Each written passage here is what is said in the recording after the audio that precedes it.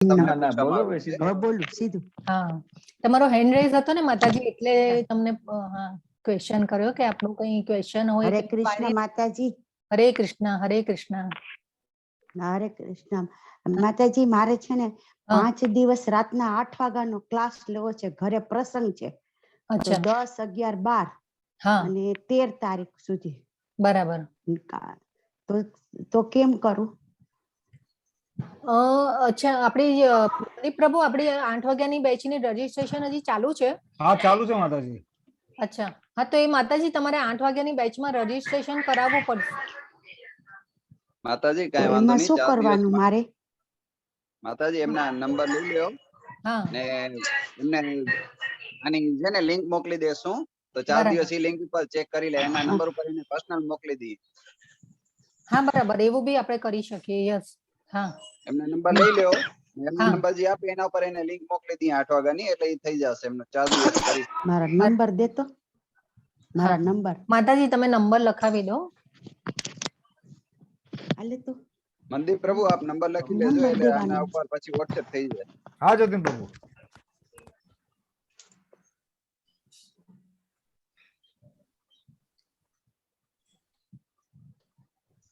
Okay, હવે હું જરા સ્ક્રીન શેર કરું છું. મારે શું કરવાનું માતાજી હવે? હા તમે નંબર આપો મનદીપ પ્રભુને, મનદીપ પ્રભુ લખી લેશે. હા, આ ચેટ બોક્સમાં આપી દો ને માતાજી. તો હું 82 6 43 82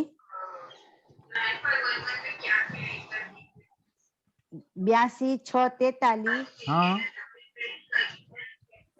82 6 43 બરાબર. આગળ 99 44 9 99 99 44 9. ઓકે ઠીક છે માતાજી. હા 82 6 43 99 44 9. બરાબર છે માતાજી. ઓકે. હા હા, હરે કૃષ્ણ. હરે કૃષ્ણ. માતાજી તમને એમાં લિંક મળી જશે, તો ત્યારે તમે 8 વાગ્યાનો ગ્રુપ જોઈન હા કરી લેજો. બરાબર, એમાં તમને હા હા તમારા નંબર ઉપર મેસેજ આવી જશે. હા હા, હરે કૃષ્ણ.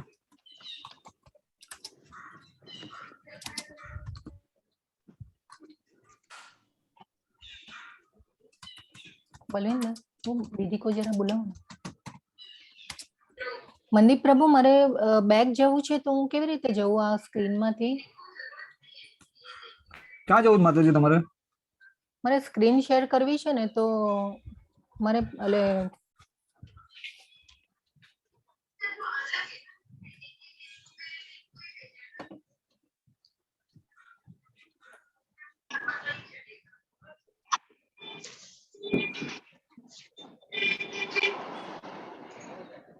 તમારે નીચે નથી આવતું કઈ માતાજી શેર બટન? સાડી અને બીજું કર ને, મારે ઓલું જે ફોલ્ડર શેર કરવું છે.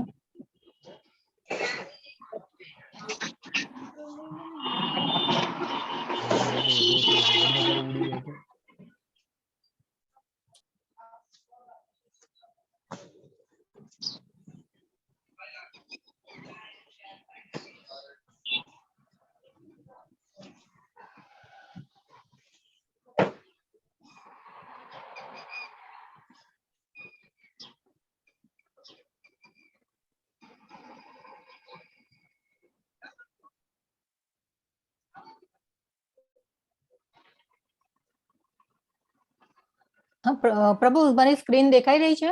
યસ માતાજી. હા, આપણે મંગલાચરણથી સ્ટાર્ટ કરીશું અને મંગલતાને વધાવીએ. આપણા ગુરુઓ, આચાર્યો અને ભગવાનને આપણે આહવાન આપીએ અને મંગલતાને વધાવીએ આપણા ક્લાસમાં.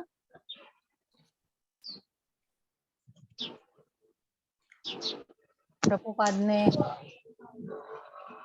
श्रीला प्रभुपाद की जय, भगवद गीता की जय, सद्गुरुदेव की जय। ओम अज्ञानतिमिरान्धस्य ज्ञानाञ्जनशलाकया चक्षुरुन्मिलितं येन तस्मै श्री गुरवे नमः।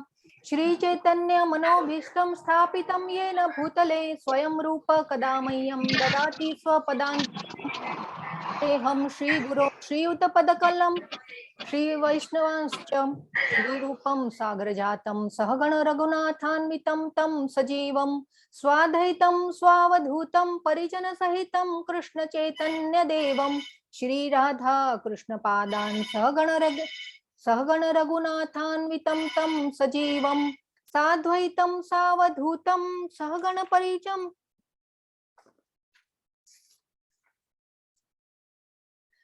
साद्वैतं सावधूतं परिजन सहितं कृष्ण चैतन्य देवं श्री राधा कृष्ण पादान् सहगण ललिता श्री विशाखान्वितांश्च हे कृष्ण करुणा सिंधो दीनबंधु जगत्पते गोपेश गोपिका कांत राधा कांत नमोस्तुते तप्त कांचन गौरांगी राधे वृंदावनेश्वरी वृषभानुसुते देवी प्रणमामि हरिप्रिये वाञ्छाकल्पतरुभ्यश्च कृपा सिन्धुभ्य एव च पतितानां पावनेभ्यो वैष्णवेभ्यो नमो नमः।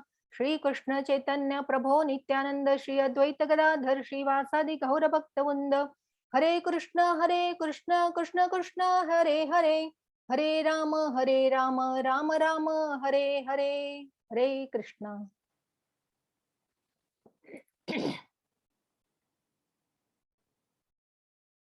तो આજનો અધ્યાય છે ભગવદ ગીતા અધ્યાય 2 ગીતાનો સારાંશ। તો આ જે અધ્યાય છે બીજો અધ્યાય એને ગીતાનો સારાંશ પ્રભુપાદે નામ આપ્યું છે અને બીજા જે આચાર્યો છે એમને સાંખ્ય યોગ કરીને નામ આપ્યું છે। તો પ્રભુપાદ જે છે એ ગીતાનો આખી જે આ ભગવદ ગીતાનો બીજો અધ્યાય છે ને એમાં ભગવાને આખી ગીતાનો જે સાર છે આ અધ્યાયમાં આપી દીધો છે।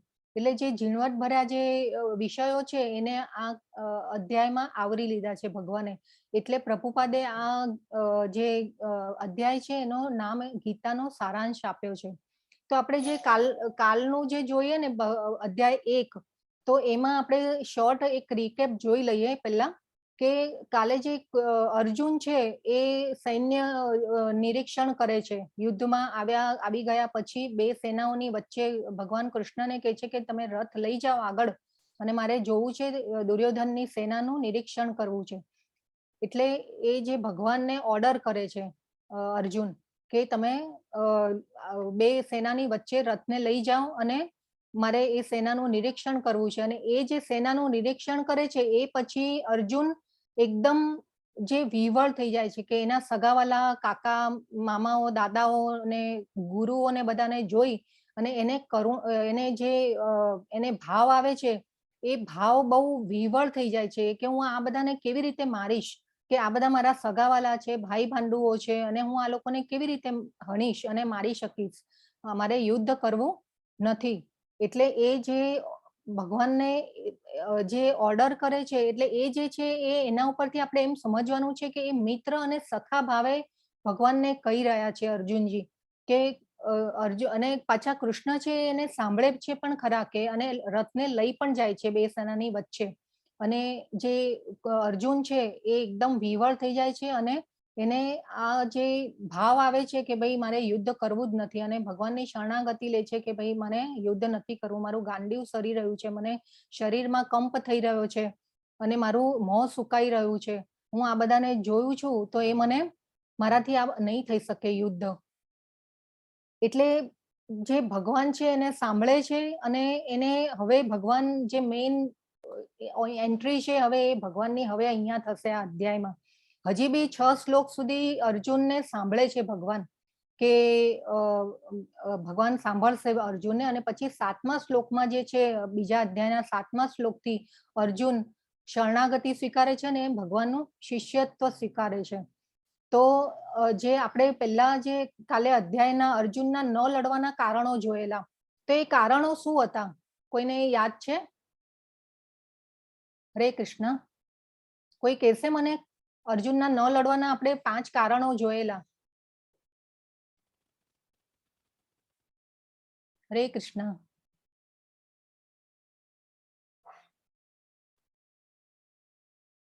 મારો અવાજ સંભળાય છે મંદિર પ્રભુ? યસ માતાજી। હા કોણ કહેશે મને અર્જુનના લડવાના કારણો? ન લડવાના કારણો ને આ ન લડવાના કારણો. યસ. કુટુંબનો મોહ હતો એમને.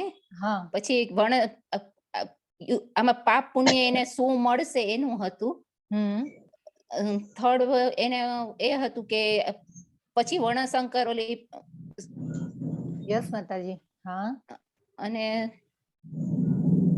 બધા ચેટમાં પણ લખી શકે છે હા કે અર્જુનના ન લડવાના કારણો કયા હતા. આપણે કાલના અધ્યાયમાં જોયેલા. કરુણા, દયા, યસ. કરુણા, દયા. આનંદથી, પાપ, કૌટુંબિક પરંપરા અને અનિશ્ચિતતા. ખૂબ સરસ માતાજી, ખૂબ સરસ. મનદીપ પ્રભુ, તમે જરા હેન્ડ રેઝ હોય એનું ધ્યાન રાખજો કે કોણ આપણે કઈ ચેટમાં Yes, પણ માતાજી. લખ્યા હોય તો. યસ હા. માતાજી. ખૂબ સરસ માતાજી. કોને જવાબ આપ્યો? ક્યાંથી બોલો છો માતાજી? સુરત. અરે વાહ, ખૂબ સરસ માતાજી. યસ. તો આપણે આ જે અધ્યાય છે એમાં ભગવાને કરુણા, અર્જુનને કરુણા આવે છે. અર્જુન કે છે કે મને પાપ લાગશે. કરુણા આવે છે. અર્જુન એમ કે છે કે હું આ બધા દાદાઓ મારા ગુરુ છે અને જે ગુરુ દ્રોણ છે એમને તો મને શિષ્ય વિદ્યા આપી છે, તો હું એમને કેવી રીતે મારીશ? મારા જે ભીષ્મ દાદા છે એમને તો મને કેટલું વાલ ભર્યું મારું મને બાળક તરીકે એમને ઉછેર્યો છે અને હું આ બધાનો પ્રિય છું, તો હું આ લોકોને કેવી રીતે મારી શકીશ? એટલે એ કરુણા આવે છે અર્જુનને. પછી બીજું કે છે કે અર્જુન કે છે કે મને આનંદ નથી. તો એ આનંદ, હું જો આ બધા લોકોને હણી અને જો રાજ્ય મેળવીશ તો પણ મને આનંદ કે મને સુખ થવાનું નથી. હું આ કેવી રીતે કરી શકીશ? પછી જે બીજું કે છે તો એમાં એમ કે છે ભગવાનને અર્જુન કે ભાઈ મને મારી કૌટુંબિક પરંપરાઓ, જો હું આ બધાને હણીશ તો કૌટુંબિક પરંપરાઓ બધી નાશ પામશે, ભગવાનને કે છે. તો અને આ બધી જે લોકો હણાશે તો એમાં જે આ બધા વડીલો જે છે, જે મેઇન સંસ્કાર આપવા વાળા કુટુંબને, એ લોકો જ બધા હણાઈ જશે તો તો જે બાળકો જે પેદા થશે એમાં સંસ્કાર સિંચન કરવા વાળું કોઈ નહીં રહે, તો વર્ણશંકર પ્રજા ઉત્પન્ન થશે. તો એ રીતે ભગવાનને એમ કે છે. તો અને એ પછી એમ કે છે કે અનિશ્ચિતતા લાગે છે મને. અને અનિશ્ચિતતા એટલે કે હું કયા રસ્તે જઉં, હું લડું ન લડું કે હું ક્યાં જઉં, કેવી રીતે કરું, મને કાંઈ જ સમજાતું નથી ભગવાન. તો એ જે ભગવાનને કહે છે અને આ રીતે ભગવાનને વિનંતી કરે છે કે હે પ્રભુ, મને આ દુર્ભાગ્ય, એટલે જે હું આ પાપ કરીશ તો મને આ દુર્ભાગ્યનું કારણ બનીશ અને મને નરકનો રસ્તો મળશે. તો એ રીતે ભગવાનને કહે છે. અને એ પછી ભગવાનને પણ ખબર છે અને અર્જુન બી એટલા યોદ્ધા ધનુર્ધારી હતા, સાહસી હતા, એમને પણ ખબર હતી કે વિજય તો નક્કી જ છે. આપણે વિજયના પણ કારણો જોયેલા આપણે, તો એ પણ બધા કહી શકે છે. આપણે શું જોયેલા? વિજયના કારણો આપણે જોયેલા કે ભાઈ નિશ્ચિત છે વિજય અર્જુન અને પાંડવોનો. તો એ બી કોઈ કહેશે આપણને? મને હરે કૃષ્ણ હેન્ડ રેઝ કરી શકે છે, ચેટમાં લખી શકે છે. આપણે વિજયના કારણો, અર્જુનનો વિજય થવાનો છે આ યુદ્ધમાં, નક્કી જ છે વિજયનો. તો આપણે પાસે જે રથ હતો યસ. તે એમને સાક્ષાત અગ્નિદેવે હરે આપેલો કૃષ્ણ, હતો. હરે કૃષ્ણ. હા પછી માતાજી, બીજું એક એક કરીને બોલો. હા. બીજું કે એમના સારથી સ્વયં શ્રી કૃષ્ણ હતા. હા. ત્રીજું કે એમની રથ પર જે ધ્વજા હતી એ કપ ધ્વજા હતી કે જેમના પર સ્વયં હનુમાનજી બિરાજતા હતા. યસ. હા, હવે માતાજી એક મિનિટ. હા, હવે બીજા માતાજી જે છે એમને બોલવા દઈએ આપણે. બીજા આના સિવાયના કોઈ કારણ? યસ, શંખનાદ જે પંચતત્વ દિવ્યનાદ હા કરી શકતો હતો. એકાદશી હતી તે દિવસે. યસ. પછી મોક્ષદા એકાદશી હતી તે દિવસે. હા, ખૂબ સરસ. ગાંડીવ ધનુષ્ય જે ઇન્દ્ર ભગવાન એમને આપ્યો હતો. યસ. કપિલધ્વજ પણ છે ને એનું કારણ મેન. યસ, કપિધ્વજ બરાબર છે પ્રભુ. હા. કુરુક્ષેત્ર, ભાગ્યલક્ષ્મી, ઋષિકેશ. Yes yes. ધર્મક્ષેત્ર, હરે કૃષ્ણ. હરે કૃષ્ણ. દૈવીરથ. યસ માતાજી. હા, બધા આવી ગયા. યસ, ખૂબ સરસ.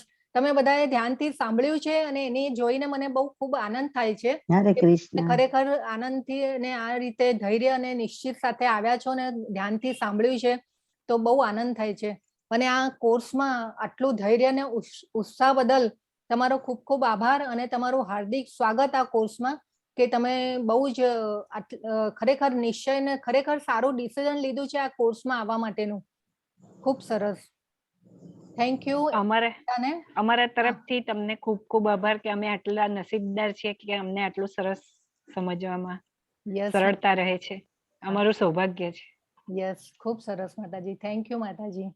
Thank you very much. હા, આપણે આ ઇસ્કોન પરિવાર નામાનિષ્ઠા પ્રભુ માતાજી હરે કૃષ્ણ. આપણા બધા ગુરુઓને યસ આપણે બધાને ધન્યવાદ આપવા જોઈએ કે આટલો સરસ આપણા માટે કોર્સ લઈને આવ્યા.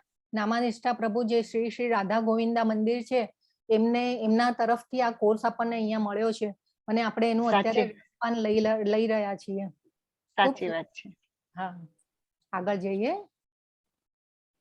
ઓકે, તો હવે આ જે બીજો અધ્યાય છે ને એને આપણે 5 ખંડમાં વહેંચી શકીએ. તો જે 5 ખંડમાં વહેંચવાનું જે કારણ છે એમાં 1 થી 10 શ્લોક જે છે એ છે એમાં અર્જુન જે છે એ એમનું ગિયર ચેન્જ કરે છે. ગિયર ચેન્જ કરે એટલે કે અર્જુન અત્યાર સુધી છે ને એ એમના કૃષ્ણના મિત્ર અને સખા ભાવે એમની સાથે વાત કરે છે. તો એ અને પાછો ભગવાન કૃષ્ણ છે ને એ એમને સમજે છે, સાંભળે છે અને ભગવાન પાછો એમને એવું નથી કહેતા કે ચલ ચલ ભાઈ અર્જુન મેં કીધું છે એટલે તારે આમ કરવાનું જ છે કે તું આટલું હવે તારે યુદ્ધ લડવાનું જ છે. ના, ભગવાન એમને સાંભળે છે અર્જુનને અને અહીંયા ભગવાને સાંભળી અને પછી હવે આ જવાબ આપવાની શ્લોક 7 પછી જવાબ આપવાનું સ્ટાર્ટ કરશે ભગવાન કે તારે કેમ લડવાનું છે.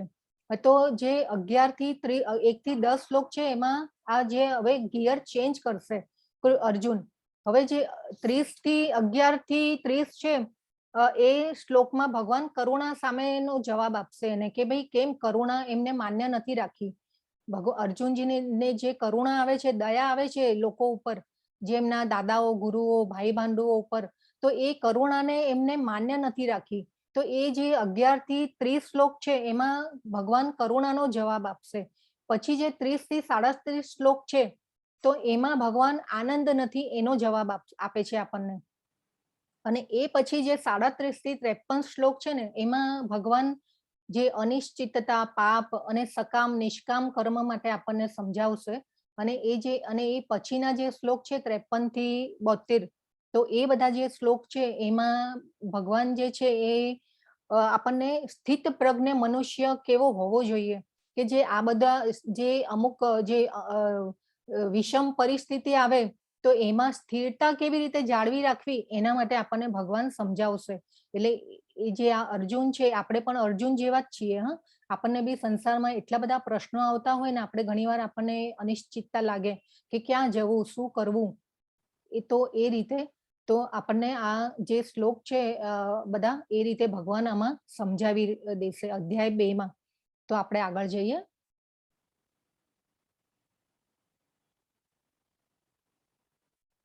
તો આપણને આ જે અર્જુન લડવા માટે તૈયાર ન હોવાના 5 કારણો આપણે જોયા.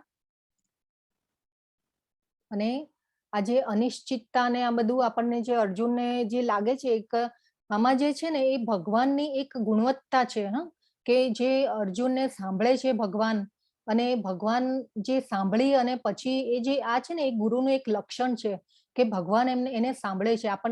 જે કૃષ્ણમ વંદે જગત ગુરુ કેમ કયા છે? કેમ કે ભગવાન આપણા જે સજીવો છે, આપણા જીવો છે એ બધાને પણ આપણને પણ ભગવાન સાંભળે છે. આપણું પણ ભક્ત હોય ને, અર્જુન ઓલવેઝ ભક્ત હતો ભગવાનનો અને મિત્ર હતો.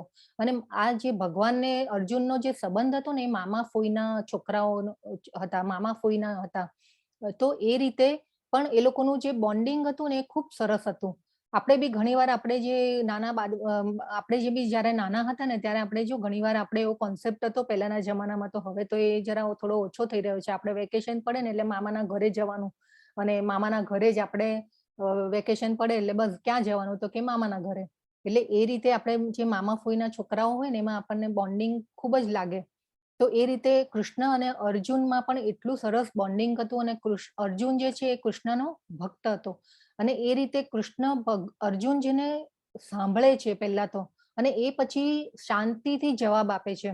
જેમ વિદ્યાર્થી એક શિક્ષક હોય તો એ વિદ્યાર્થી અને શિક્ષકમાં બી એવું બોન્ડિંગ હોય કે ભાઈ વિદ્યાર્થી શિક્ષકને સરસ રીતે સાંભળતો હોય ને એ શિક્ષકને પણ આમ જરા એના માટે થોડું ઓલું એ હોય આમ એ વાલ હોય આમ એક તરફ, તો એ જે છે એ કૃષ્ણ અને અર્જુનમાં હતું, એવો સંબંધ હતો બે જણાનો, ભક્ત અને મિત્રનો. તો હવે આ જે છે ભગવાન, હવે જે મેઇન હીરો છે આપણા ભગવદ્ ગીતાના, તો એમનો એ કોણ છે એ આ આપણે સમજવાનું છે. તો જે આ જે છે ભગવાન, તો ભગવાન કોણ છે? તો જે આપણે ઘણીવાર આપણને છે ને, ઘણાને આપણે સાંભળીએ છીએ કે ભાઈ આમ ભગવાન તો છે ને બધું સારાવાના કરશે, પરમાત્મા છે ને તો એ બધું સારું થઈ જશે. આપણે કોઈ એવી મુશ્કેલીમાં હોઈએ કેમ હોઈએ ને, તો આપણે ઘણીવાર વિચારીએ કે હા બસ ભગવાન છે ને બધું સારું થઈ જશે, ભગવાન કરશે, એટલે આપણે એ રીતે વિચારતા હોય છે. પણ ભગવાન કોણ છે અને એ ભગવાનને જાણવાના આપણે આજે અહીંયા તબક્કા જોવાના છે કે ભગવાન જે ભગવાનની ભક્તિ અને ભગવાન શું છે એ આપણે અહીંયા સમજવાનું છે.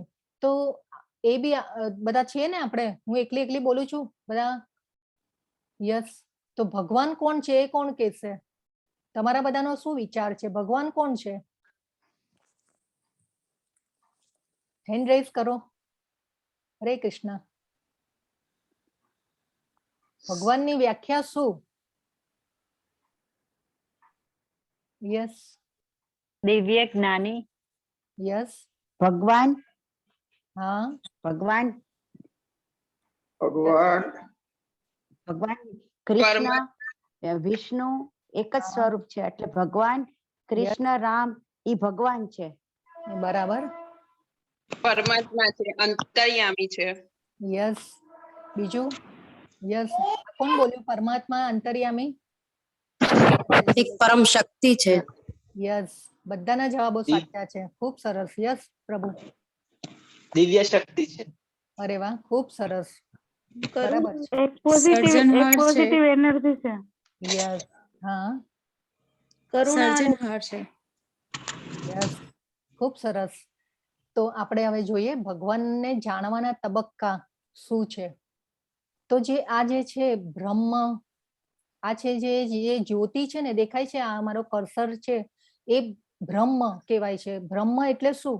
ઘણીવાર આપણને બધા કોઈ યોગી કે કોઈ સાધુ હોય ને, તો એ બધા ને સાંભળતા હોઈએ આપણે, ક્યારેક એવું સાંભળવામાં બી આવ્યું હશે કે બ્રહ્મમાં ભળી જવાનું, બ્રહ્મ અતો બ્રહ્માસ્મિ, એ રીતે જે છે ને એ બધા ઘણીવાર કહેતા હોય કે ભાઈ બ્રહ્મમાં ભળી જવાનું, શૂન્યમાં ભળી જવાનું. તો આ જે બ્રહ્મ જે છે એ ભગવાનનું તેજ છે, ભગવાનના શરીરમાંથી નીકળતું તેજ છે. તો જે એ આપણે અહીંયા સમજવાનું છે. જે ભગવાનના શરીરમાંથી જે નીકળતું તેજ જે છે ને, દૈદીપ્યમાન તેજ, તો એ બ્રહ્મ છે. અને બ્રહ્મ પછી આવે છે પરમાત્મા. જે બ્રહ્મને ભજે છે એ આપણે સત, ચિત્ત અને આનંદ. તો બ્રહ્મને જે ભજે છે એ સત એટલે શાશ્વતતા. તો જે બ્રહ્મને ભજે છે એમાં શાશ્વતતા છે. પછી છે પરમાત્મા. તો એ જે પરમાત્મા છે સત ચિત્ત, પરમાત્મા ચિત્ત એટલે જ્ઞાન. તો જે પરમાત્મા છે એ કોણ છે? તો પરમાત્મા જે છે ને એ આપણા હૃદયમાં વસે છે પરમાત્મા. અને અંતર્યામી, જે એક માતાજીએ કીધું અંતર્યામી, તો યસ અંતર્યામી છે. અને ભગવાન જે છે એ આપણા હૃદયમાં વસે છે અને આપણા સાક્ષી પણ છે ભગવાન.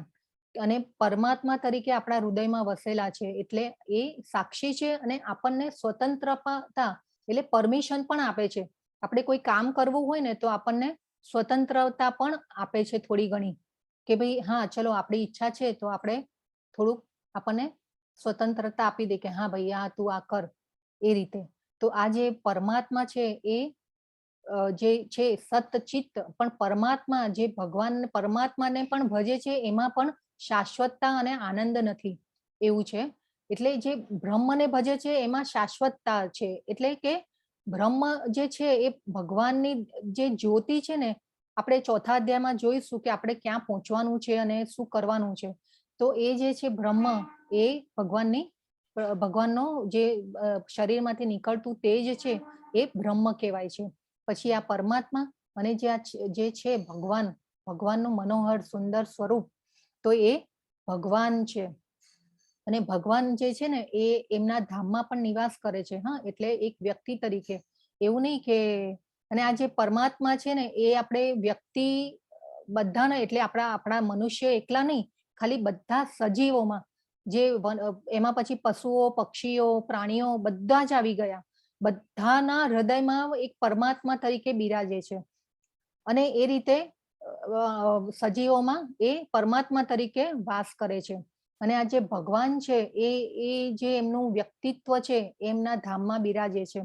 અને એ ઘણીવાર આપણે ઘણા લોકો કહેતા હોય છે કે બ્રહ્મમાં મળી જવાનું, ને પછી આપણને એમ ઘણીવાર આપણને એવા ઇન્ટ્યુએશન બી આવે કે ભાઈ આપણો આત્મા ના પાડતો હોય કંઈક કરવા માટે ને આપણું મન કંઈક અલગ કહેતું હોય, તો એ રીતે જે પરમાત્માનો જે છે એ બી આપણે ઘણીવાર આપણે એવું એક્સપિરિયન્સ કરીએ છીએ. અને આ ભગવાન છે, તો એ જે ભગવાન છે એ આપણે એ જે છે એમને સૂર્ય સાથે સરખાવ્યા છે.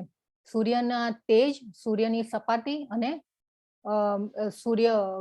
સૂર્યદેવ એટલે જે સૂર્યલોક છે એ. તો એ રીતે આ જે છે પરમાત્મા જે છે ને એ પરમિશન બી આપે ને આપણા સાક્ષી પણ છે. અને એટલે એવું નહીં કે પછી આપણે છે ને આ સાક્ષી તરીકે ઓલવેઝ રહે છે આપણા શરીરમાં, અને આપણે શું કરીએ છીએ શું નથી કરતા એ બધું ભગવાન જુએ છે.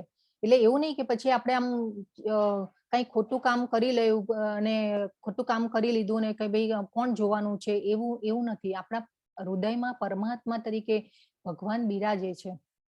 તો આ ભગવાન જે છે એમને સૂર્યનો પ્રકાશ એટલે પછી સૂર્ય ગ્રહ, સૂર્યની સપાટી અને સૂર્ય દેવતા એ રીતે ભગવાનને સરખાવ્યા છે. એટલે જે સતચિત્ત અને આનંદ છે, શાશ્વતતા, જ્ઞાન અને આનંદ, એટલે જે ભગવાન વ્યક્તિ છે એમને આપણે ભગવાનને ભજીએ છીએ કે ભગવાનનું યજન કરીએ છીએ તો આપણને એમાં આનંદ મળે છે અને પરમાનંદ મળે છે. તો આપણે શું કરવું જોઈએ? આપણે ભગવાનને ભજવાના છે. આપણે નહીં કે બ્રહ્મ પરમાત્મા, આપણે ભગવાન સુધી જવાનું છે. ભગવાનની અને આગળ કહેશે ભગવાન કે મારા સુધી પહોંચવા માટે કયા રસ્તા છે, તો એ બી આપણને ભગવાન આગળ જણાવશે. તો આ જે છે સૂર્ય એટલે કે આપણે બ્રહ્મને ભજીએ છીએ તો એ સૂર્યનો માતાજી નમસ્કાર. હેલો, હા નમસ્કાર. ફૂલ સ્ક્રીન કરી શકો તો સારું રહેશે. અચ્છા, ઓકે. હા, હવે દેખાય છે બરાબર સ્ક્રીન મારી? હા દેખાય છે, બરાબર છે. હા, ઓકે. હા, તો જે આ સૂર્ય છે, સૂર્ય જે આપણે ઘરમાં પ્રકાશ આવે ને, ઘરમાં પ્રકાશ આવે તો એ શું છે?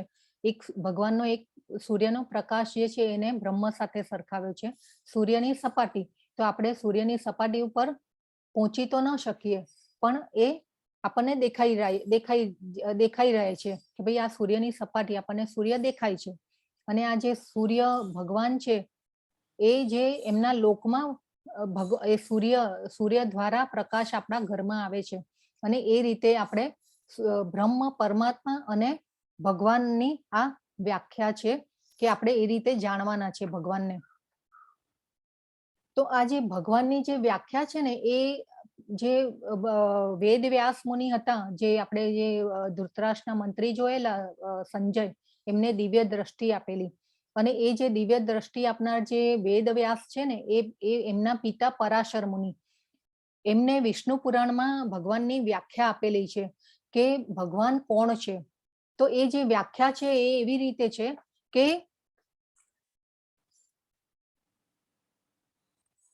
આ જે ભગવાન જે છે કોણ છે એ પરાશર મુનિ વિષ્ણુ પુરાણમાં ભગવાનની વ્યાખ્યા કરી છે એમને. તો આ વ્યાખ્યા એ રીતે છે: ઐશ્વર્યસ્ય સમગ્રસ્ય વીર્યસ્ય યશશાશ્રિયઃ જ્ઞાન વૈરાગ્યયોશ્ચૈવ સન્નમ ભગ ઇતિંઘના.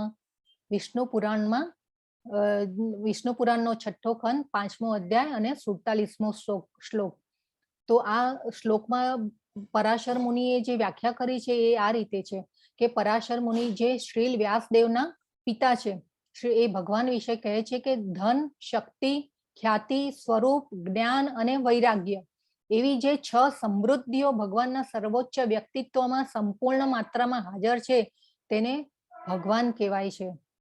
તો આ ભગવાનની આપણે આ જે સુંદરતા છે, સુંદરતા, સમૃદ્ધિ, ખ્યાતિ, શક્તિ, જ્ઞાન અને ત્યાગ, તો એ આપણે આ સમજવાનું છે કે ભગવાન કોણ છે.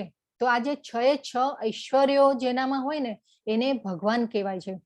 હવે આપણે ઘણીવાર જોતા હોઈએ છીએ કે હવે ઘણાની પાસે એટલો પૈસો હોય, ઘણાની પાસે સુંદરતા હોય, કોઈની ખ્યાતિ વિશ્વમાં વ્યાપેલી હોય, અને કોઈની પાસે શક્તિ હોય, કોઈની પાસે જ્ઞાન હોય. આપણે ઘણા એવા ઋષિ મુનિઓ જોયા છે કે જેની પાસે જ્ઞાન હોય. હવે ત્યાગ, તો આ બધું જે છે એ ભગવાનમાં ભરપૂર, એટલે પૂરેપૂરા પૂર્ણ કારણ, એટલે કે પૂર્ણ છે, પૂર્ણ માત્રામાં છે. આપણે ઘણીવાર આપણે જોયું હોય કે ભાઈ કોઈનામાં સુંદરતા હોય, કોઈનામાં સમૃદ્ધિ હોય, કોઈની પાસે ખ્યાતિ હોય, કોઈની પાસે શક્તિ હોય, પણ 6 ઐશ્વર્યો કોઈની પાસે નથી હોતા. આ 6 ઐશ્વર્યો ખાલી ઓનલી એન્ડ ઓનલી ભગવાનમાં જ છે. તો આપણે જોઈએ કે સુંદરતા, તો આ જે સુંદરતા છે એમાં ભગવાનની, અને એ પણ આપણે જો કીધેલું છે કે ઈશ્વરઃ પરમઃ કૃષ્ણ સચ્ચિદાનંદ વિગ્રહ અનાદિર ગોવિંદ સર્વ કારણ કારણમ. તો ઈશ્વર છે એ પરમ બ્રહ્મ છે. ઈશ્વર એટલે ભગવાન જે છે એમને પરમ બ્રહ્મ કીધા છે, એ પરમ સત્ય છે. એટલે આપણે એમને જાણવાના છે કે ભગવાન કોણ છે ને ભગવાન સુધી આપણે કેવી રીતે પહોંચવાનું છે, તો એ આપણે અહીંયા જાણવાનું છે. તો જે ભગવાન છે એમની સુંદરતા અને એટલું મોહક સ્વરૂપ છે એમનું કે જ્યારે આપણે જે યુદ્ધ થયું ને એમાં ભગવાન 80 કે 85 વર્ષના હશે આઈ થિંક, અને ભગવાન જે 125 વર્ષ સુધી કઈ આ ધરાતલ ઉપર રહેલા ભગવાન, પણ જ્યારે 80-85 વર્ષે પણ આ જે યુદ્ધમાં એમને યુદ્ધ કરવા માટે સારથી તરીકે બનેલા ને, ત્યારે પણ એમનું જે સુંદરતા હતી ને એ નવ યૌવન જેવી હતી. એમની ભગવાનની જે સુંદરતા હતી એવા નવ યૌવન જેવા લાગતા હતા એ વખતે પણ. ભગવાન ક્યારે બી વૃદ્ધાવસ્થામાં આવતા નથી. એ છે એમની સુંદરતા. પછી જે છે કે સમૃદ્ધિ, તો સમૃદ્ધિ જે છે એ સમૃદ્ધિ છે એ ભગવાનની એટલી સમૃદ્ધિ છે એમની પાસે કે એમને ભગવાન છે ને એ એમના ધામમાં અત્યારે પણ લીલાઓ કરી રહ્યા છે. એવું નહીં કે આપણે અહીંયા પૃથ્વી ઉપર જે આપણે અત્યારે આ જે યુગ ચાલી રહ્યો છે આપણે તો કાંઈ ખબર નથી કે ભગવાન ક્યાં છે ને શું કરે, પણ નહીં, ભગવાન એમના ધામમાં વસે છે. આપણે જોઈશું 4થા અધ્યાયમાં ગોલોક ચાર્ટ આપણે સમજીશું તો એમાં ભગવાન ક્યાં વસે છે, ક્યાં રહે છે, એ બધું આપણે સમજીશું 4થા અધ્યાયમાં.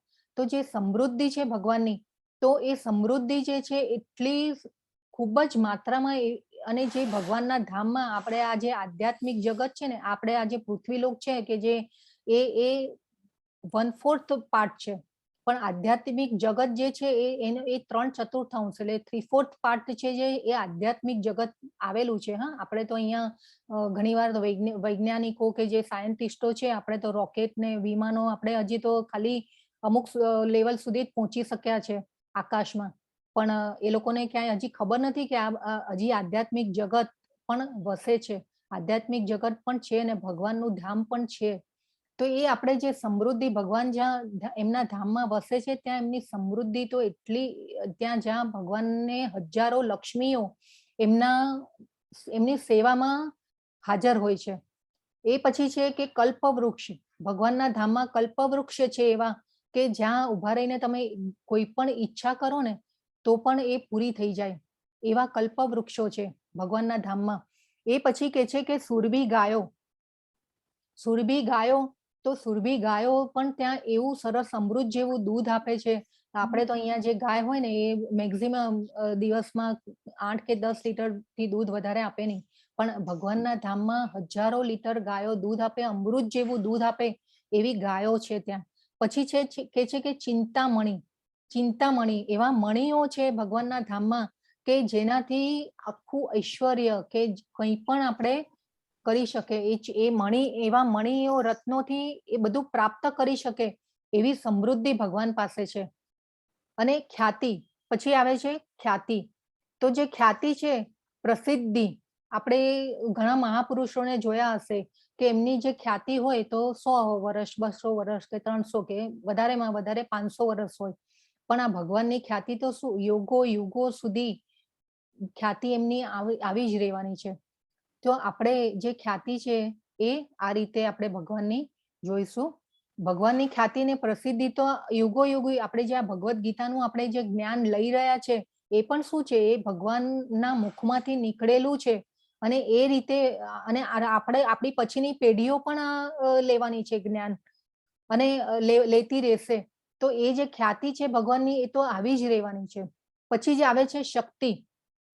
તો જે શક્તિ છે, હવે શક્તિમાં તો આપણે એવું જોઈએ ને કે ભાઈ 7 વર્ષની ઉંમરે ગોવર્ધન પર્વત એમને હાથ ઉપર ટચલી આંગળી ઉપર એમને લીધો હતો. કેમ કે રક્ષા કરવા માટે. વ્રજના ઇન્દ્ર ભગવાને વરસાદ, જ્યારે ઇન્દ્ર ભગવાન સાથે યુદ્ધ થયું ને ત્યારે જ્યારે ઇન્દ્રએ કોપાયમાન થઈ અને વર્ષાનો એટલો અતિરેક કર્યો કે વ્રજવાસીઓનું રક્ષણ કરવા માટે ભગવાને 7 વર્ષની ઉંમરે ગોવર્ધન પર્વત ઉચકેલો અને એની નીચે બધાને વ્રજવાસીઓને રક્ષણ આપેલું. તો એ જે 7 વર્ષની ઉંમરે, તો આવી શક્તિ કોનામાં હોય? ભગવાનમાં જ હોય, આપણામાં ન હોય. તો એ રીતે પછી જે કાલિય નાગનું દમન કરેલું ભગવાને, પછી પૂતનાનો વધ કરેલો, કેટલાય રાક્ષસોને મારેલા ભગવાને. હવે યશોદા માતાને ઘણીવાર છે ને ગોપ બાળકો આવીને કે માતા તમારો લાલો તો છે ને એમ ગોવર્ધન પર્વત ઉચક્યો, પણ પછી યશોદા માતા કે ના, એ તો એમ કે નંદ બાવા ને જે ગોપ બાળકોને બધાએ છે ને પાછળ દંડો લઈને ઉભા રહ્યા હતા, એટલે મારા લાલાએ ઉચકી શક્યો, નહીં તો આ લાલો ઉચકી જ ન શક્યો. તો આ બધું શું હતું? ભગવાનની લીલા હતી. ભગવાન લીલા કરે છે અને ભક્તોના માટે થઈને ભગવાન લીલા કરે છે. અને એ રીતે પૂતનાનો વધ કર્યો, કેટલાય રાક્ષસોને માર્યા, અને ગોપ બાળકોને સાથે બી ભગવાને લીલા કરી છે અને ગોપ બાળકોને આનંદ આપ્યો છે. અને એ રીતે ભગવાન આવી રીતે શક્તિમાન હતા. આપણે આ બધું ન કરી શકીએ, ભગવાન જ કરી શકે. પછી આવે છે જ્ઞાન. તો ભગવાન પાસે જે જ્ઞાન છે એનો તો અખૂટ ભંડાર છે. આપણે તો ખાલી ગીતા વાંચીએ છીએ, પણ જે ફર્સ્ટ જે આપણે જે પુરાણો છે, વેદો છે, જે ઉપનિષદો છે, એનું જ્ઞાન ભગવાને બ્રહ્માજીને આપેલું અને એમના હૃદય દ્વારા બ્રહ્માજીને પ્રકટ કર્યા. એમની નાભીમાંથી કમળ ઉત્પન્ન કર્યું ને પછી એમાંથી બ્રહ્માજી ઉત્પન્ન થાય છે. અને એ બ્રહ્માજીને હૃદય દ્વારા ભગવાને જ્ઞાન આપેલું છે. તો આજે અને એ પછી આપણે જ્ઞાન જે છે એ આપણા સુધી અહીંયા આવેલું છે મૂળભૂત ચેનલ થકી. અને એ બ્રહ્માજીએ પછી સૃષ્ટિનું સર્જન કર્યું ને પછી એ રીતે બધું આગળ ચાલતું ગયું. ને આ બધું જે જ્ઞાન છે, આપણે આ જે ભગવદ્ ગીતાનું બી જ્ઞાન લઈ રહ્યા છે, એ પણ ભગવાન પાસેથી જ આવેલું છે. તો એ જ્ઞાનનો અખૂટ ભંડાર છે ભગવાન પાસે. અને એ પછી આવે છે ત્યાગ. તો ત્યાગ જે છે, તો અત્યારે તો આપણે ત્યાગની વ્યાખ્યા જ ભૂલી ગયા છે કે આપણે ત્યાગ શું છે.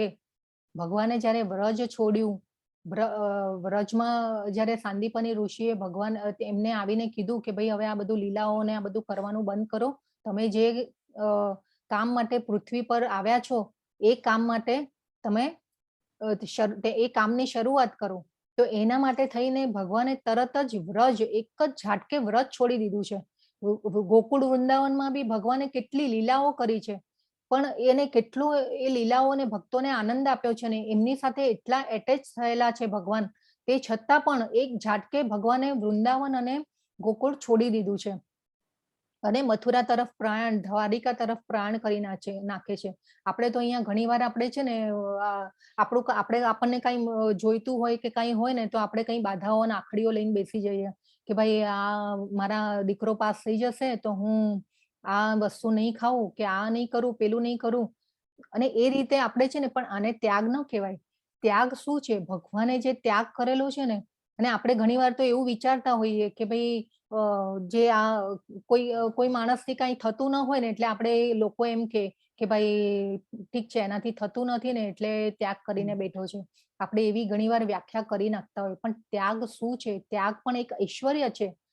એટલે આ જે છે ઐશ્વર્યો બધા ભગવાનમાં છે. 6 ઐશ્વર્યો ભગવાનમાં જ રહેલા છે, એટલે એમને પૂર્ણ પુરુષોત્તમ કહેવાયા છે.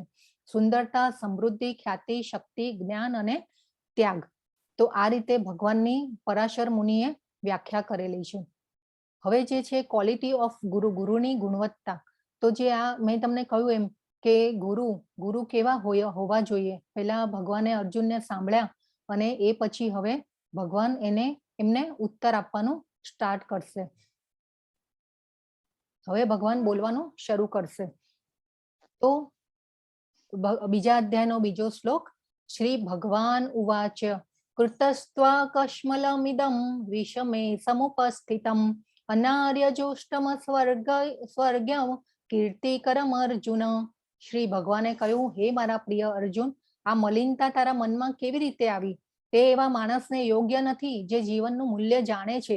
તે ઉચ્ચ લોક તરફ નહીં પરંતુ બદનામી તરફ દોરી જાય છે. હવે ભગવાન કે છે કે જો તું આ મલિનતા એટલે આ જે આ ડિપ્રેશન છે એ તને કેવી રીતે આવ્યું? તું તો ધનુર્ધારી છે, તું સાહસી છે, તું ક્ષત્રિય છે, તે છતાં પણ આ મલિનતા તારા મનમાં કેવી રીતે આવી? કે અને એ જે છે હવે જે આ મલિનતા આવી એનો જવાબ ભગવાન આગળ કહેશે. અને આ જે અર્જુન છે એ કૃષ્ણ જો નીચે ગાંડીવ મૂકી દે છે એનું ધનુષ્ય અને ભગવાનને કહે છે કે આ યુદ્ધ મારાથી નહીં થાય. અને અર્જુન એકવાર તો એમ પણ કહી દે છે કે હું તો ભગવાન હું જંગલમાં જતો રહીશ, ભિક્ષા માંગીને મારું ગુજરાન ચલાવી લઈશ, પણ મારે યુદ્ધ નથી લડવું. તો એ રીતે ભગવાનને એ કહી રહ્યો છે. હવે જે છે આ બીજો શ્લોક, બીજા અધ્યાયનો 7મો શ્લોક છે. આ શ્લોક ખૂબ જ મહત્વનો છે. કાર્પણ્ય દોષોપહત સ્વભાવ પૃચ્છામિ ત્વાં ધર્મ સમૂઢ ચેતાઃ યચ્છ્રેયશાન નિશ્ચિતં બ્રૂહિ તન્મે શિષ્યસ્તેહં શાધિમાન ત્વાં પ્રપન્નમ. હવે જો અહીંયા છે ને કાર્પણ્ય એટલે કૃપણતા, દુર્બળતા. પછી ધર્મ સમૂઢ ચેતાઃ એટલે મારી ચેતના મૂઢ થઈ ગઈ છે, મારી ચેતના હણાઈ ગઈ છે. આ ભગવાનને આજીજી કરે છે કે મારી ચેતના હણાઈ ગઈ છે, હું દુર્બળતા એટલે કે મારું મોં સુકાઈ રહ્યું છે, મને કંપ થઈ રહ્યો છે. ભગવાનને કહે છે કે તમે મારા માટે યચ્છ્રેય એટલે કલ્યાણકારી હોય એવું મને તમે નિશ્ચિતપણે કહો કે મારે શું કરવાનું છે. અને આ પ્રપન્નમ એટલે શરણાગતિ. અને શિષ્યસ્તેહમ હું તમારું શિષ્યત્વ સ્વીકારું છું અને હું શરણાગતિ સ્વીકારું છું. તમે મારા માટે કઈ નિશ્ચિત અને કલ્યાણકારી હોય ને એવું તમે મને કહો. યચ્છ્રેય એટલે કે શ્રેય, કલ્યાણકારી હોય પણ એ લોંગ ટર્મ માટે હોય ને એવું મને નિશ્ચિતપણે કહો કે અમારે શું કરવાનું છે, મારે કયા રસ્તે જવાનું છે. તો એક આ છે શ્રેય અને પ્રેય. તો આ જે આપણે શબ્દો છે ને એ બહુ મહત્વના છે. શ્રેય એટલે લોંગ ટર્મ એટલે આપણે કે લાંબા સમય સુધી કલ્યાણકારી હિતકારી હોય એવું મને કહો. અને પ્રેય એટલે શોર્ટ ટર્મ એટલે કે અત્યારે હું મારું પ્રેય વિચારી રહ્યો છું પણ મને મારું લોંગ ટર્મ એટલે કે લાંબા સમય સુધી મારી સાથે કલ્યાણકારી હોય એવું મને કહો કે મારે અહીંયા શું કરવાનું છે. હું તમારું હવે ભગવાન શરણાગતિ સ્વીકારું છું અને શિષ્યત્વ સ્વીકારું છું. તો અહીંયા જો ભગવાનને આજીજી કરે છે અર્જુન કે હવે હું તમારા શરણે છું અને તમે મને નિશ્ચિતપણે કહો મારા માટે કલ્યાણકારી લાંબા સમય લોંગ ટર્મ માટે જે કલ્યાણકારી હોય એવું મને કહો કે મારે શું કરવાનું છે. હવે હું સંકુચિતતા યુક્ત દુર્બળતાને કારણે મારું કર્તવ્ય ભૂલી ગયો છું અને મનની બધી સ્વસ્થતા ખોઈ બેઠો છું. આવી સ્થિતિમાં હું આપને પૂછી રહ્યો છું કે જે મારે માટે કલ્યાણકારી હોય તે ચોક્કસપણે કહેવાની કૃપા કરો. હું હવે આપનો શિષ્ય છું અને આપનો શરણાગત છું. કૃપા કરીને મને ઉપદેશ આપો. હવે આ શ્લોક છે ને બહુ મહત્વનો છે. આને છે ને શરણાગતિ શ્લોક કહેવાય છે. 2.7 શરણાગતિ શ્લોક છે. આપણને પણ જો ઘણીવાર જો એવા જીવનમાં પ્રશ્નો આવે કે આપણે કઈ એવો રસ્તો ન મળતો હોય ને તો આ ભગવાનની શરણાગતિ સ્વીકારી લેવાની અને આ શ્લોકને છે ને મમરાવ્યા કરવાનું. અને ઘણીવાર એવું થાય કે આપણે રાત્રે યાદ કરીને આ શ્લોકને સૂઈ ગયા હોય ને પછી કોને ખબર આપણે સવારે ઉઠીએ ને તો આપણને આનું મળી જાય સોલ્યુશન. એટલે આ બહુ શ્લોક મહત્વનો છે. એક્સપિરિયન્સ કરી જોજો. ખરેખર ઘણીવાર આપણને છે ને બહુ ઘણીવાર મૂંઝવી નાખે પ્રશ્નો જીવનના, આર્થિક, સામાજિક કે એ રીતે. પણ આ જે શ્લોક છે ને ખૂબ જ મહત્વનો છે. આ બહુ જ યાદ રાખવા જેવો શ્લોક છે. બીજા અધ્યાયનો 10મો શ્લોક. તમુવાચ ઋષિકેશ પ્રહસન્નેવ ભારત શેનયોરુભયોર્મધ્યે વિષિદંતમિદં વચ. હે ભરતવંશી ધૃતરાષ્ટ્ર, તે વખતે બંને સૈન્યોની વચ્ચે ભગવાન કૃષ્ણએ શોકગ્રસ્ત અર્જુનને સ્મિતપૂર્વક આ વચનો કહ્યા. હવે જો ભગવાનને આ જે સંજયનો શ્લોક છે, સંજય ધૃતરાષ્ટ્રને કહે છે કે હે ધૃતરાષ્ટ્ર, ભગવાન કૃષ્ણએ શોકગ્રસ્ત અર્જુનને સ્મિતપૂર્વક આ વચનો કહ્યા. સ્મિતપૂર્વક શબ્દ યુઝ કર્યો છે, સ્મિતપૂર્વક. તો આ જે ભગવાનની એક આ ગુણવત્તા છે કે એ ભગવાનને અર્જુને ઓર્ડર નથી કર્યો કે હું કહું ને એમ જ કરવાનું, ઉતારે ચલ યુદ્ધ કરી નાખ, એ રીતે નથી કીધું. ભગવાને એમને સાંભળ્યો છે અર્જુનને, અને એ પછી સ્મિતપૂર્વક સમજાવે છે. અને આટલું સરસ આ ગુરુની એક લાક્ષણિકતા છે, વિશેષતા છે કે ગુરુ આવા હોવા જોઈએ. હવે કે છે ભગવાન શ્રી ભગવાન ઉવાચ અશોચનન્વશોચસ્ત્વં પ્રજ્ઞાવાદાંશ્ચ ભાષસે ગતાસૂન ગતાસુશ્ચ નાનુશોચંતિ પંડિતાઃ.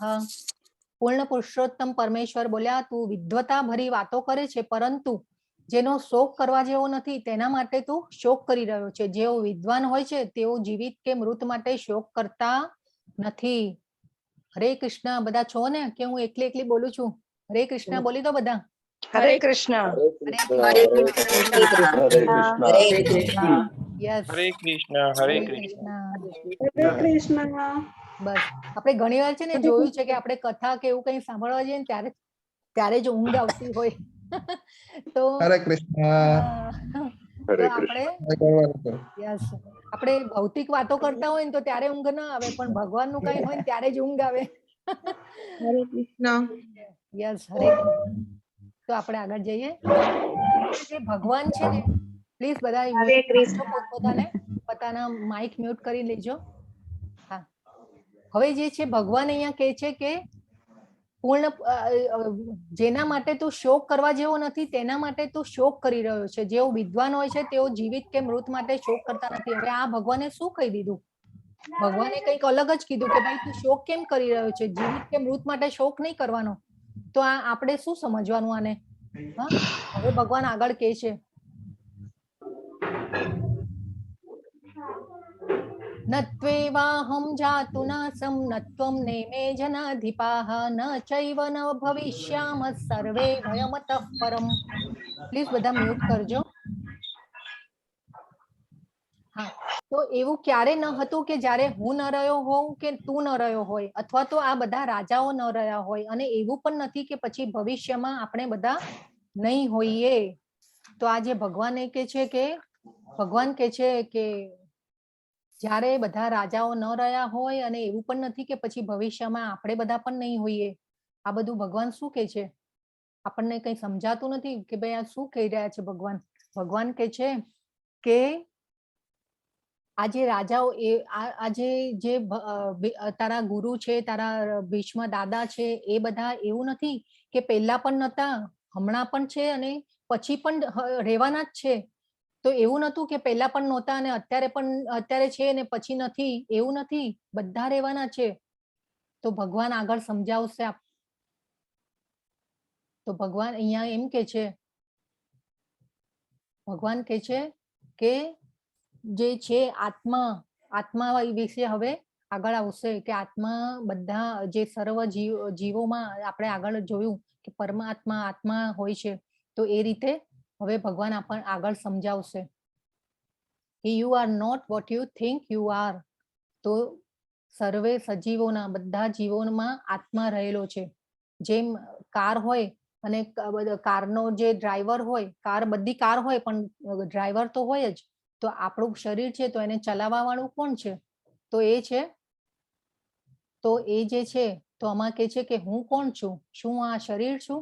ભગવાન હવે કે છે આત્મા માટે સમજાવે છે કે જે કારમાં જેમ ડ્રાઈવર હોય ને એવી રીતે આત્મા હોય છે.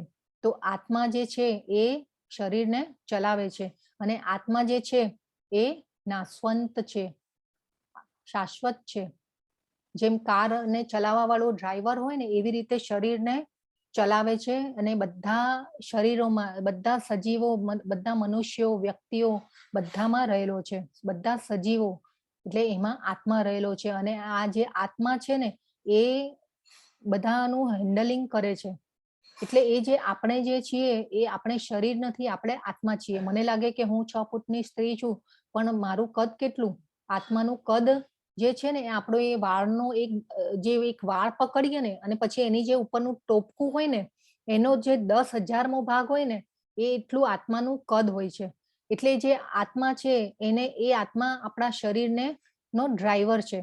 તો એ બધા સજીવોમાં રહેલો છે. પછી એ પશુઓ હોય, પક્ષીઓ હોય, બધામાં જે આત્મા તરીકે આત્મા હોય છે અને આત્મા એ સજીવનું ડ્રાઈવર હોય છે. અને આત્મા ક્યાં રહેલો છે? તો કે છે કે હૃદયમાં આવેલો છે, હૃદયમાં રહે છે, હૃદયમાં વાસ કરે છે. તો હવે જે આ પાંજરામાં જે પક્ષી છે ને, આપણે પાંજરાના પક્ષીઓ જેવા છે. આત્મા, પક્ષીને આત્મા તરીકે અહીંયા એક્ઝામ્પલ આપેલું છે. તો હવે જે એક રાજા હતો ને, એક રાજા છે તો એ સોનાનું પિંજરું લાવે છે, એને પક્ષીને પૂરી દે છે અને પછી એ પાછા પિંજરાને પાછા મોતીથી સોનાથી મઢાવે છે, પણ પક્ષીને ખાવાનું જ આપવાનું ભૂલી જાય છે. તો હવે જે આ ભગવાન સુધી આપણે પહોંચવાનું છે ને, આ ભગવાન કહે છે કે આત્મા છે ને આ બધું શું છે? તો એ જે આપણે શરીર છે, આપણે શરીર માટે ઓલવેઝ આપણે શરીર માટે જ જીવતા હોઈએ છે, પણ આપણે આત્મા જે છે, આપણી અંદર રહેલો આત્મા છે, એના માટે આપણે કાંઈ વિચારતા જ નથી કે આપણે એને કેવી રીતે રાખવાનો છે, એના માટે શું કરવાનું છે. તો એ જે છે, તો એ જે આત્મા છે એનો ખોરાક શું છે? તો કે છે કે હરિનામ. જે આત્માને આપણે પોષણ આપવાનું છે અને આત્માને જે પોષણ આપી અને પછી જે પોષણ આપી અને પછી જે આપણો આત્મા આગળ પ્રગતિ કરે અને એનાથી સંતુષ્ટ થાય અને આપણે એ પછી ભગવાન તરફ વળીએ. એટલે આપણે આત્મા માટે કામ કરવાનું છે. આપણે શરીર માટે તો ઘણું કામ કરીએ કે ભાઈ સારા સારા કપડાં પહેરીએ, ખાવાનું ખાઈએ ને પ્રાણાયામ, યોગ કરીએ. આપણે મનને આનંદમાં રાખવા માટે પાછું ટીવી જોઈએ, મૂવી જોઈએ ને આ બધું કેટલું મનને આનંદમાં રાખવા માટે કરતા હોઈએ છીએ. ઘણીવાર તો આપણે ઓલા ફોન ઉપર હવે તો ઇન્સ્ટાગ્રામ ને ફેસબુક ને વોટ્સએપ ને બધું આવી ગયું છે. તો એ જે છે તો એ આપણે શરીર માટે કરી રહ્યા છીએ, આપણે આત્મા માટે કાંઈ જ કરતા નથી. તો આત્મા શું છે? તો આત્માનો ખોરાક શું છે? તો આત્માનો ખોરાક છે ભગવદ નામ. તો આપણે એ ભગવદ નામ આત્મા માટે કરવાનું છે. આપણી આત્માની સંતુષ્ટિ, આત્માનો ખોરાક જ ભગવદ હરિનામ છે. અને આપણે જે છે એ તો એ હરિનામ ને હરે કૃષ્ણ કૃષ્ણ કૃષ્ણ હરે હરે, હરે રામ રામ રામ હરે હરે, એ હરિનામનો જાપ કરી અને આપણા આત્માને ખોરાક આપવાનો છે, એમ અહીંયા કહેવા માંગે છે. હવે આવે છે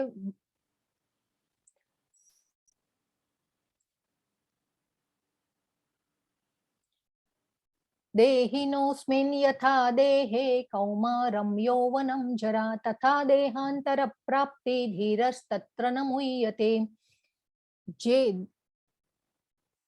જેવી રીતે દેહધારી આત્મા આ શરીરમાં કુમારાવસ્થામાંથી યુવાવસ્થામાં અને પછી વૃદ્ધાવસ્થામાં એમ નિરંતર પસાર થતો રહે છે, તેવી જ રીતે મૃત્યુ પછી આત્મા બીજા શરીરમાં પ્રવેશે છે અને ધીર પુરુષ આવા પરિવર્તનથી મૂંઝાતો નથી. હવે ભગવાન એટલું બધું મોટું સ્ટેટમેન્ટ આપી દીધું કે જે આત્મા છે એ એક શરીરમાંથી બીજા શરીરમાં મૃત્યુ પછી આત્મા બીજા શરીરમાં પ્રવેશે છે. એટલે ભગવાન પણ અહીંયા અર્જુનને એમ કહેવા માંગે છે કે ભાઈ આજે તારા દાદા છે, ગુરુઓ છે, ભાઈ ભાંડુઓ છે, એ બધા હવે જે પછી જો યુદ્ધમાં હણાશે તે પછી પણ એમનો નવો જન્મ તો પુનર્જન્મ તો થવાનું જ છે અને આત્મા જે છે એ શાશ્વત છે, અવિનાશી છે. તો એ રીતે ભગવાન કહે છે કે આ બધા પહેલા પણ હતા, અત્યારે પણ છે અને પછી પણ રહેવાના છે, તો એના માટે તું શોક કેમ કરી રહ્યો છે? એટલે અહીંયા ભગવાન કહે છે કે જેમ શરીર બાળક જન્મે પછી મોટું થાય, આપણે યુવાનીમાં આવે અને પછી વૃદ્ધાવસ્થામાં આવે અને પછી મૃત્યુ પામે અને એ મૃત્યુ પછી પાછું બીજું શરીર મળે. તો એ રીતે જે છે આત્મા એ બીજા શરીરમાં પ્રવેશે છે અને આપણે જે છીએ ને એ ઘણીવાર આપણે આપણા અહીંયા કોન્સેપ્ટના અત્યારે આપણે જે આપણી ભૌતિક દ્રષ્ટિથી વિચારીએ ને તો આપણો કોઈ એવો પુનર્જન્મનો આપણને ખ્યાલ જ નથી. પણ અહીંયા ભગવદ્ ગીતામાં ભગવાન કહે છે કે ના, પુનર્જન્મ છે. આપણું શરીર જો બીજા શરીરમાં પ્રવેશે છે આત્મા, એટલે આ કોન્સેપ્ટને આપણે બહુ સમજવાનો છે. આપણે એમ વિચારીએ ને ઘણીવાર કે ભાઈ બસ હવે આ મનુષ્ય જીવન આપણે મૃત્યુ પામ્યા પછી આ શું, કોણે જોયું છે કે શું થવાનું છે? મજા કરી લો, જિંદગી ના મિલેગી દોબારા. તો એ રીતે તો, અને પછી એવું નહીં કે પાછું મહેનત નહીં કરવાની આપણે તો, એટલે એ રીતે તો આપણે કરવાનું છે. આપણને જે ભગવાને ડ્યુટીમાં મૂક્યા છે એ કામ તો કરવાનું જ છે. પણ આપણે આ કોન્સેપ્ટને ખૂબ સરસ રીતે સમજવાનો છે કે ભાઈ આત્મા છે એ શાશ્વત છે, અવિનાશી છે.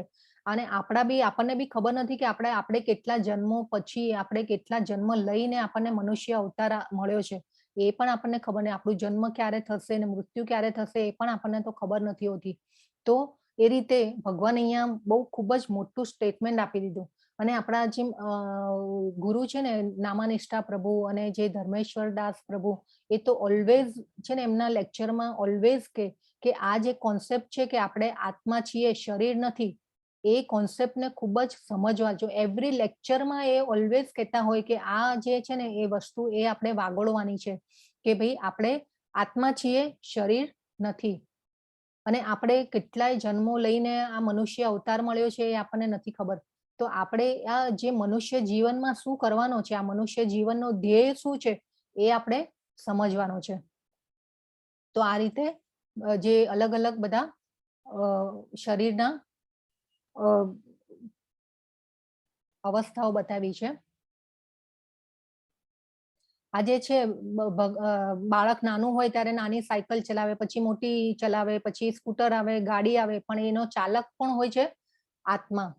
તો આ જે બધા જે શ્લોકો છે ને એ બધા બહુ જ મહત્વપૂર્ણ છે. અને આ જે શ્લોકોને સમજવાનું કેમ કે ભાઈ આપણે આત્મા છીએ, શરીર નથી. આ શ્લોકો છે ને બહુ ખૂબ જ મહત્વના છે. આત્માના ગુણધર્મો પણ સમજાવશે ભગવાન આગળ. કે હવે આ જે છે ને એમાં આ 84 લાખ મોડેલો ભગવાને બનાવ્યા છે.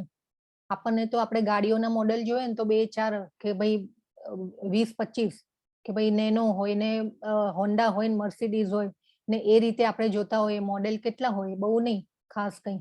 પણ ભગવાને તો 84 લાખ મોડેલ બનાવ્યા છે. અને એ પછી આપણને 84 લાખ યોનિમાંથી આપણે પાસ થઈને મનુષ્ય અવતાર, આપણે કઈ યોનિમાંથી આવે છે એ બી આપણને તો ખબર નથી. મનુષ્ય અવતાર મળ્યો છે આપણને. અને એ મનુષ્ય અવતાર કેમ મળ્યો છે એની જિજ્ઞાસા આપણને થવી જોઈએ કે ભાઈ કેમ મળ્યો છે અને શું કરવાનું છે આપણે, એ આપણને જિજ્ઞાસા, આપણને પ્રશ્ન થવો જોઈએ. તો આ રીતે હવે કે છે ભગવાન, માત્ર સ્પર્શાસ્તુ કૌંતેય શીતોષ્ણ સુખ દુઃખદા આ અગમા પાઈનો નિત્યા સ્થાંસ્તિ તિક્ષસ્વ ભારત. તો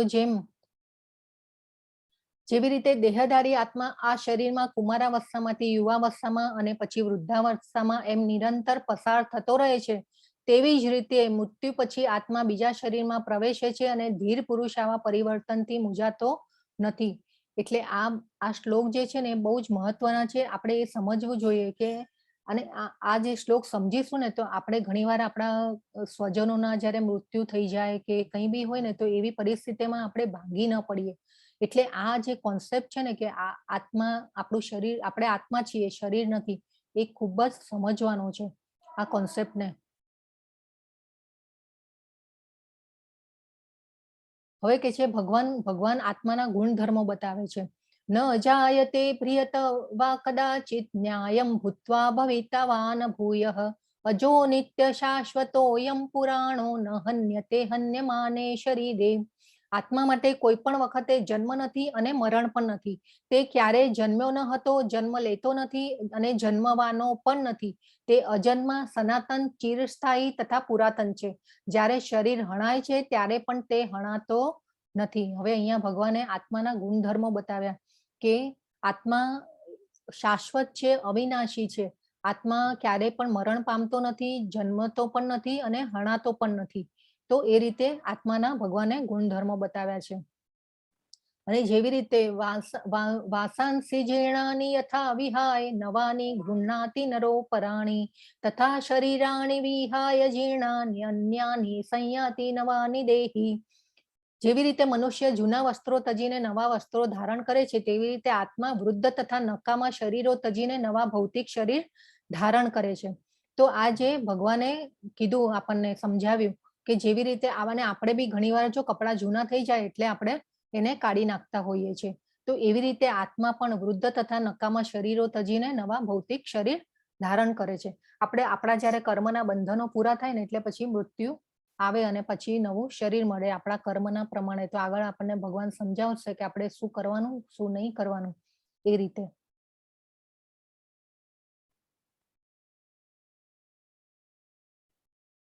નૈનં છિંદંતિ શસ્ત્રાણી નૈનં દહતિ પાવકઃ ન ચૈનમ ક્લેદયંત્યાપ્યો ન શોષયતિ મારુતઃ. આ આત્માને કોઈ પણ શસ્ત્રથી છેદી શકાતો નથી, અગ્નિથી બાળી શકાતો નથી, પાણીથી ભીંજવી શકાતો નથી કે પવનથી સૂકવી શકાતો નથી. આ પણ ભગવાને ગુણધર્મો કીધા. પછી કે છે ભગવાન જાતસ્ય હિ ધ્રુવો મૃત્યુ ધ્રુવમ જન્મ મૃતસ્ય ચ તસ્માત પરિહાર્યેથેન નત્વમ શોચિતુમ અર્હસી. જેણે જન્મ લીધો છે તેનું મૃત્યુ નિશ્ચિત છે અને મૃત્યુ પછી ફરીથી જન્મ લેવાની ખાતરી છે. તેથી તમારી ફરજના અનિવાર્ય વિસર્જનમાં તમારે વિલાપ ન કરવો જોઈએ. આપણે ભગવાન પહેલા જ કીધું કે ભાઈ આપણે અને જે આપણા જે સ્વજનો મૃત્યુ પામે કે કંઈ પણ થાય આપણે તો એવા સમયમાં ભાંગી ન પડવું જોઈએ. એટલે આપણે વિલાપ ન કરવો જોઈએ. દેહી નિત્યમ વધ્યોયમ દેહે સર્વસ્ય ભારત તસ્માત સર્વાણી ભૂતાની નત્વમ શોચિતુમ અર્હસી. હે ભરતવંશી, શરીરમાં રહેનારો આત્મા સનાતન છે અને તેનો ક્યારેય વધ કરી શકાતો નથી. માટે તારે કોઈ પણ જીવ માટે શોક કરવાની જરૂર નથી. હવે ભગવાન અહીંયા અર્જુનને કહે છે કે તારે અહીંયા શોક કરવાની જરૂર નથી. આ આનંદનો જે કરુણાનો જવાબ છે ભગવાનને ભગવાને આપ્યો છે અર્જુનને કે ભાઈ કરુણા દયા લાવવાની જરૂર નથી. કેમ કે આ બધા પહેલા પણ હતા, અત્યારે પણ છે અને પછી પણ રહેવાના છે. તો એના માટે તારે શોક કરવાની કોઈ જરૂર નથી. હવે પછી ભગવાન કે છે હતો વા પ્રાપ્સ્યસી સ્વર્ગ જીત્વા વા ભોક્ષ્યસે મહિમ તસ્માદ ઉત્તિષ્ઠ કૌંતેય યુદ્ધાય કૃત નિશ્ચય. એટલે હે કુંતી પુત્ર, તું ઉભો થા અને કૃત નિશ્ચય યુદ્ધનો નિશ્ચય કરીને ઉભો થા અને યુદ્ધ કર. અને હવે ભગવાન કહે છે કે હે કુંતી પુત્ર, જો તું યુદ્ધમાં હરાઈ જઈશ તો સ્વર્ગ પ્રાપ્ત કરીશ અથવા જો તું જીતીશ તો પૃથ્વીના સામ્રાજ્યનું સુખ ભોગવીશ. તેથી દ્રઢ નિશ્ચયપૂર્વક ઉભો થા અને યુદ્ધ કર. જો અહીંયા ભગવાન કહે છે કે તું હવે આ ભગવાન આનંદ નથી એનો જવાબ આપે છે અહીંયા કે અર્જુનને કહે છે ભગવાન કે તું જીતીશ તો તને આખા પૃથ્વીનું રાજ્ય મળશે. આપણે કાલે પણ વાત થઈ હતી કે ત્યારે તો એ વૈદિક કાળમાં છે ને આખું સામ્રાજ્ય રાજાઓ જે પૃથ્વી ઉપર ભોગવતા. આપણા અત્યારના જેવું નહીં કે ભાઈ એક દેશના વડાપ્રધાન હોય બીજા દેશમાં અલગ વડાપ્રધાન હોય, એવી રીતે નહીં. આખી પૃથ્વીનું સામ્રાજ્ય રાજાઓ પાસે હતું. એ વખતે એવી હતી પ્રથા કે ભાઈ આખું પૃથ્વીનું સામ્રાજ્ય રાજાઓ ભોગવતા. એટલે એ રીતે તો અર્જુનને ભગવાન કહે છે કે તું જીતીશ તો પૃથ્વીનું સામ્રાજ્ય મેળવીશ અને હારીશ તો તું સ્વર્ગમાં જઈશ. તો આના માટે આનંદ નથી, એનામાં એ કેમ એવી કેમ વાત કરે છે તું? તો એ આગળ હવે ભગવાન કહે છે. અને એ પાછા હવે તું હારી જઈશ તો તારા દુશ્મનો તને ઘણા નિર્દય શબ્દોમાં વર્ણવશે અને તારી ક્ષમતાનો તિરસ્કાર કરશે. તમારા માટે એ વધુ પીડાદાયક શું હોઈ શકે? ભગવાન અર્જુનને કહે છે કે તો જો તું હારી જઈશ તો તારા દુશ્મનો તને વખોડશે, નિર્દય શબ્દો કહેશે કે ભાઈ તું હારી જવાનો હતો એટલે તું યુદ્ધ નથી લડતો એમ કહી અને તને તારો તિરસ્કાર કરશે. આપણે બી ઘણીવાર જો ઘણા બાળકો રમતા હોય ને પછી રમતા રમતા કોઈ બાળકને એમ થાય ને કે ભાઈ હવે હારી જવાનો છું એટલે એમ કહી દે કે ભાઈ નથી રમવું, હવે જ્યાં મારે નથી રમવું એમ કહીને એટલે પછી બીજા બાળકો એને એમ કે જા તું તો પોચકો છે, એમ કે નથી હારી જવાનો છે ને એટલે તું નથી રમતો.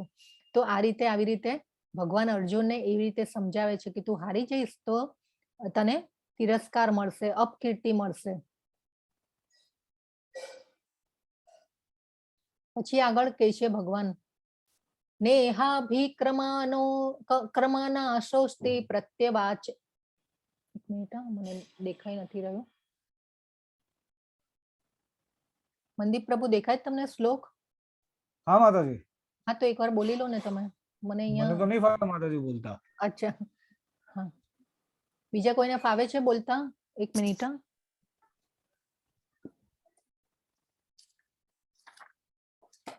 હવે ભગવાન અહીંયા એમ કે છે કે સ્વલ્પમ અપ્યસ્ય,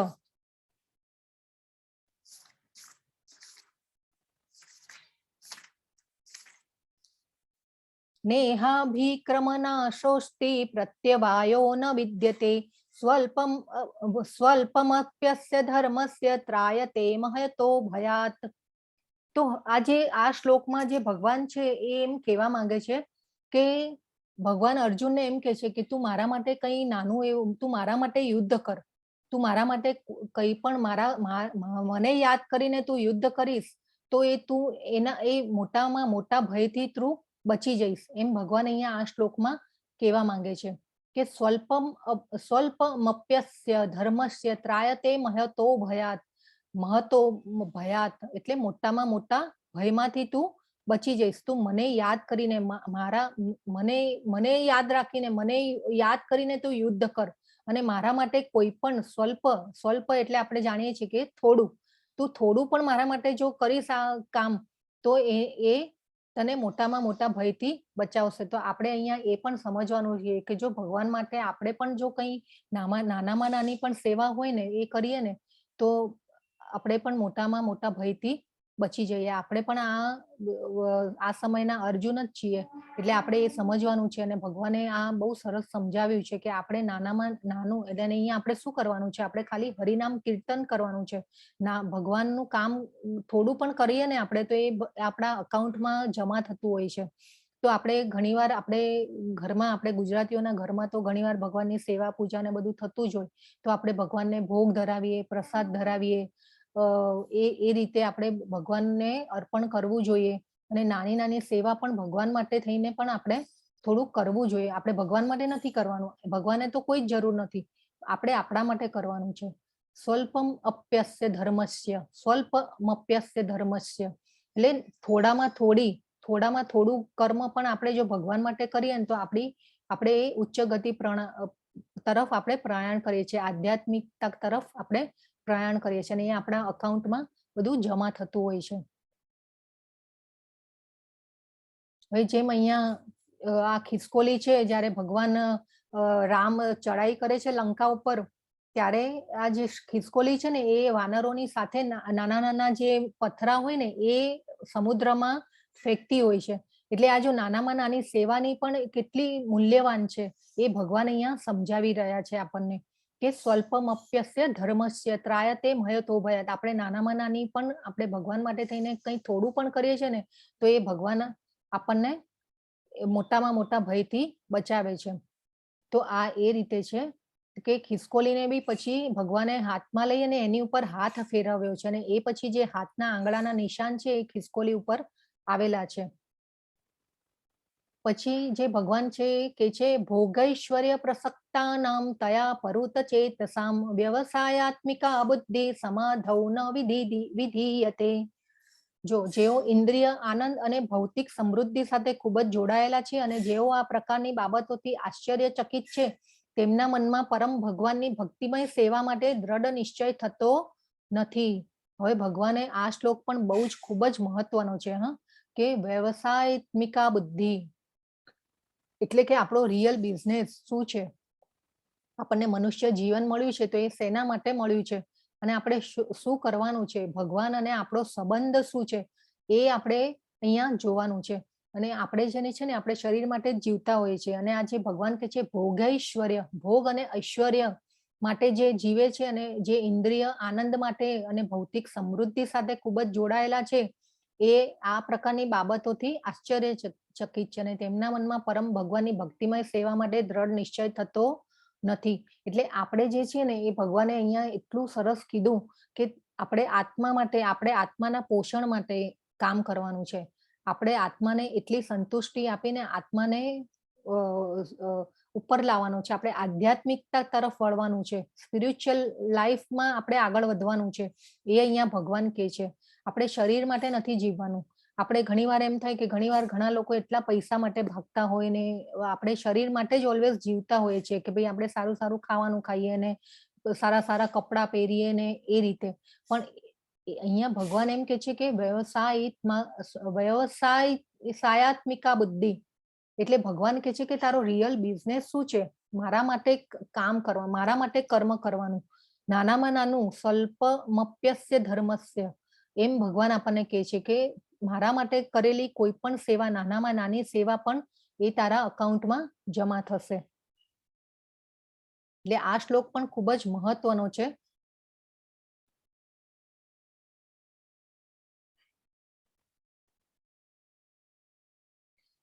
હવે કે છે ત્રૈગુણ્ય વિષયા વેદા નિષ્ટ્રૈગુણ્યો ભવાર્જુન નિર્દ્વંદ્વો નિત્ય સત્વસ્તો નિર્યોગક્ષેમ આત્મવાન. વેદોમાં મુખ્યત્વે ભૌતિક પ્રકૃતિના 3 ગુણોનું વર્ણન થયું છે. હે અર્જુન, આ 3 ગુણોથી પર થા, સર્વ દ્વંદ્વોથી તેમજ લાભ તથા સુરક્ષાની બધી ચિંતાઓથી રહિત થઈ આત્મપરાયણ થા. હવે આ જે છે ને આપણે આ પ્રકૃતિના ગુણો એટલે સત્વ, રજસ અને તમસ, એ 3 ગુણોથી આપણે બદ્ધ થયેલા છીએ. અમે પહેલા કાલે બી કીધેલું કે આપણે મહામાયામાં છીએ. એટલે આ જે પ્રકૃતિના 3 ગુણો છે ને એનાથી બંધાઈ જઈએ છીએ અને આપણે સત્વ, રજોગુણ અને તમોગુણમાં એટલા આપણે આ જે પ્રકૃતિના 3 ગુણો છે ને એના માટે આખો ભગવાને એક અધ્યાય લીધેલો છે કહેવા માટે કે આપણે શું કરવાનું છે. આ પ્રકૃતિના 3 ગુણોથી આપણે કેવી રીતે ઉપર આવવાનું છે. એટલે અહીંયા ભગવાન અર્જુનને કહે છે કે આ પ્રકૃતિના 3 ગુણોનું વર્ણન થયું છે. હે અર્જુન, આ 3 ગુણોથી પર થા.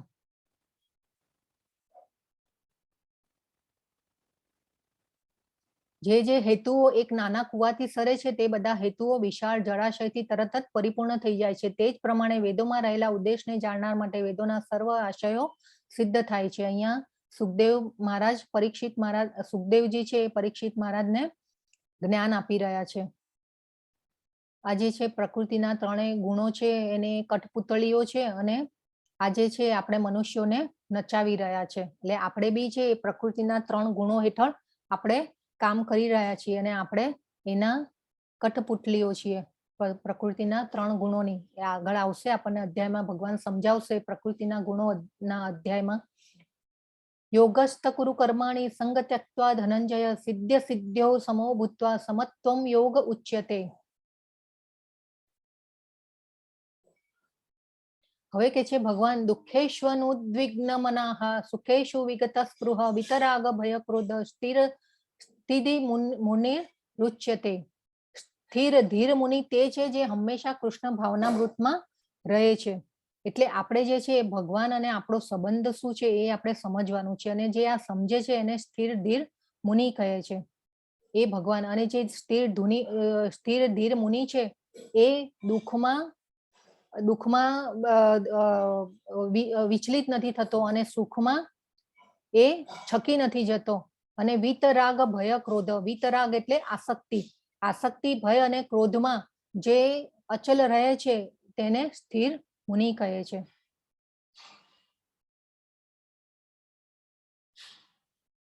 હવે જે છે ધ્યાયતો વિષયાન પુંસ સંગસ્તેષુ ઉપજાયતે